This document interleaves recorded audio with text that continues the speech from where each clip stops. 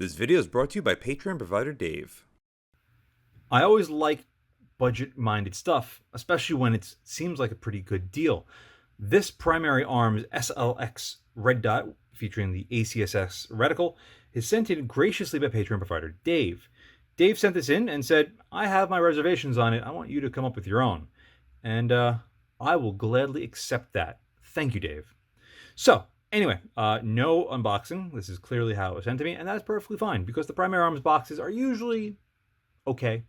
And that's, again, for the price, which, by the way, this thing comes in at about $200. So it's not like it's really that cheap in the grand scheme of things, but you're paying primarily for the reticle. That ACSS reticle is what you, it's the entire cost of this thing. This thing shouldn't be this expensive. But anyway, let's go over it and see exactly what it comes with. There are some shims in here, extra battery, different base plate, and that's basically it. Good. On to the actual red dot. Cuppies, what are you doing? Are you freaking out? My cat decided to just come barging in here yelling at me. Base plate that comes on here, I don't know if this is original or not, but anyway, this one is a single cross bolt with 1-2 pick locks. This one has a single locking block for the pick rail and 2 cross bolts. Feels and looks pretty good. Looks like a T25 head on that. More than enough for a red dot for basically anything you're going to throw it on. There are 4 mounting screws on the bottom, so you can obviously shim this whichever way you want.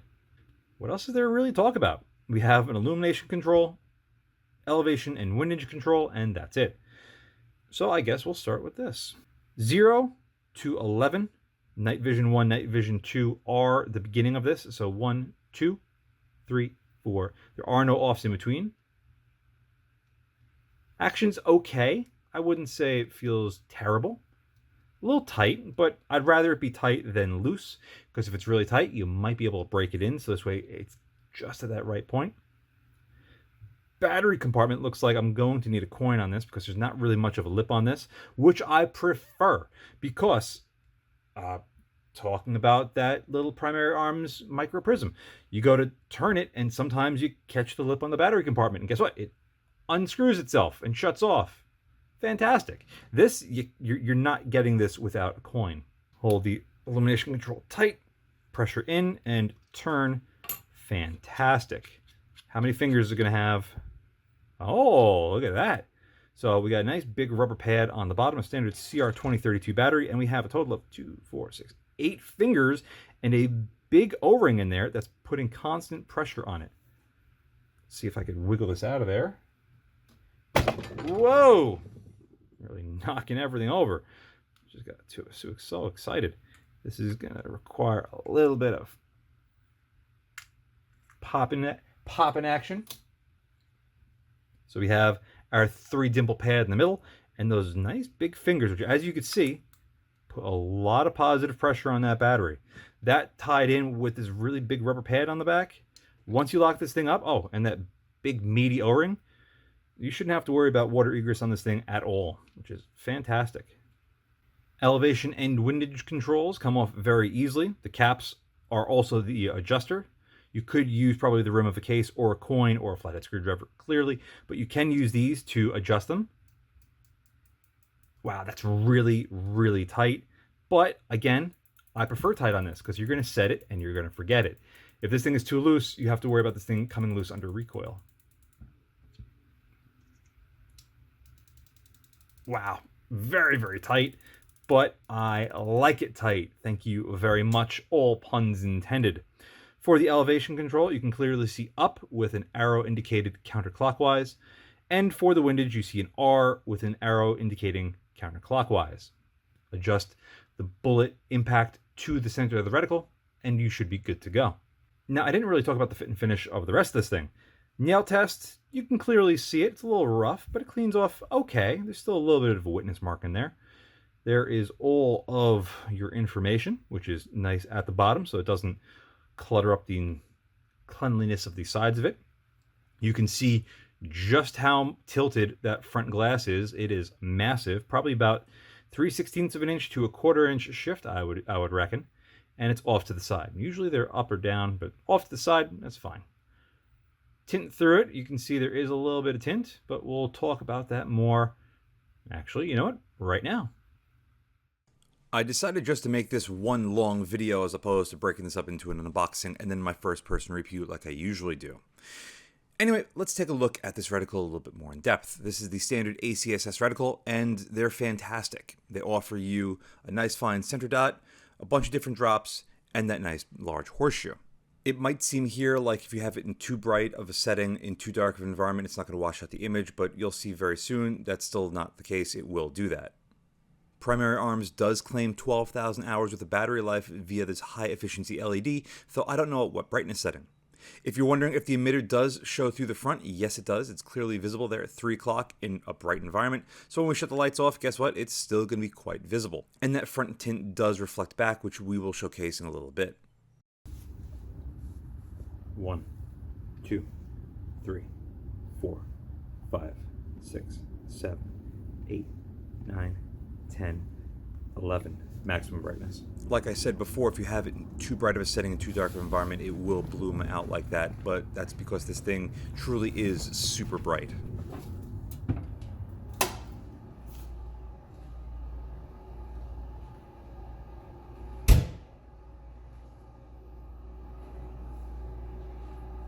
If any of you are wondering, I have this currently set about 6 inches from the front of the camera lens to the back of the optic.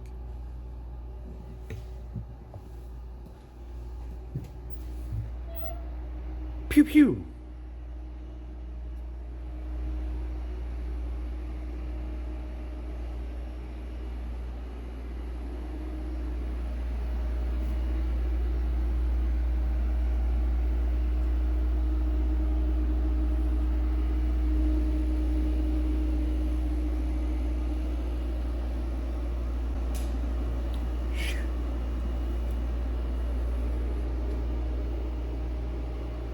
Pew pew!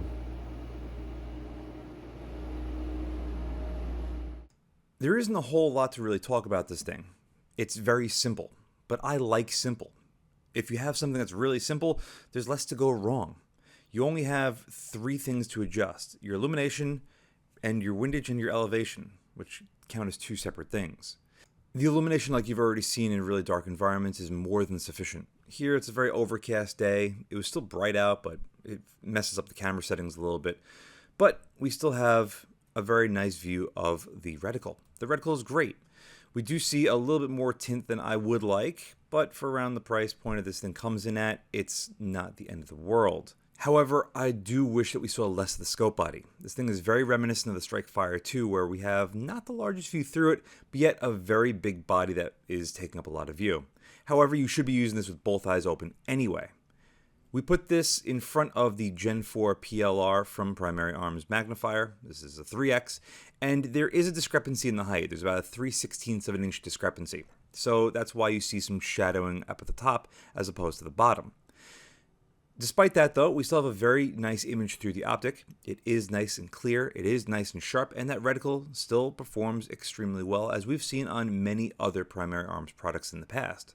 And like I said in the past, as much as I like the ACSS reticle like we have it here, it is better suited with a magnifier behind it, so you could really take advantage of those drops if you are shooting out and beyond 200 plus yards. However, if you do want to use this without a magnifier, it's still capable. You're just going to have a little bit harder time to figure out where the drops are in relationship to where your bullet impact is. As far as the rest of the glass, there is very little distortion to it, which is nice. It's a very flat image.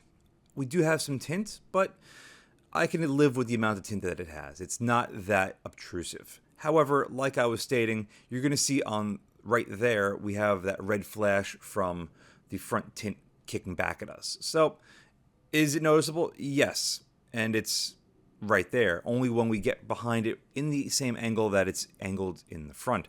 Other than that, though, there's zero parallax, there's zero distortion to it, and it's a fine little piece of glass. But little it still is. Do I wish we had a slightly bigger view through it? Yeah, but you know what? It magnifies just fine. And despite the fact I have an astigmatism, the reticle didn't seem that blurry. However, I still would prefer, as I did because I bought it, I'd still prefer the MicroPrism over this for a couple of reasons. One, we have a slightly better view through it in my opinion. It's got an advanced reticle, which is great, and it's got a little bit simpler reticle, which I just prefer. As much as I like this reticle, I don't really run magnifiers on any of my setups, so it doesn't really make that much of a difference to me. But you might run magnifiers, and you might want this for the reticle, so in that case, I think you'll be just fine. This does come in a little bit lighter than the MicroPrism. It's about an ounce lighter, but I still think the MicroPrism is the way to go. But either which way, I think you'll be getting a pretty good product. Anyway, Dave, thank you so much for sending this in for review. It's a blast, as always, getting hands on stuff that I probably wouldn't normally get otherwise and testing it out for you guys. Anyway, thank you all very much for watching, and as always, see you again next time. And a huge thank you to my Patreon providers. Without you, this truly wouldn't be possible. If you'd like to help support the channel but don't want to join my Patreon, I completely understand. But you can help by using the affiliate links in the description below. Thanks again for watching.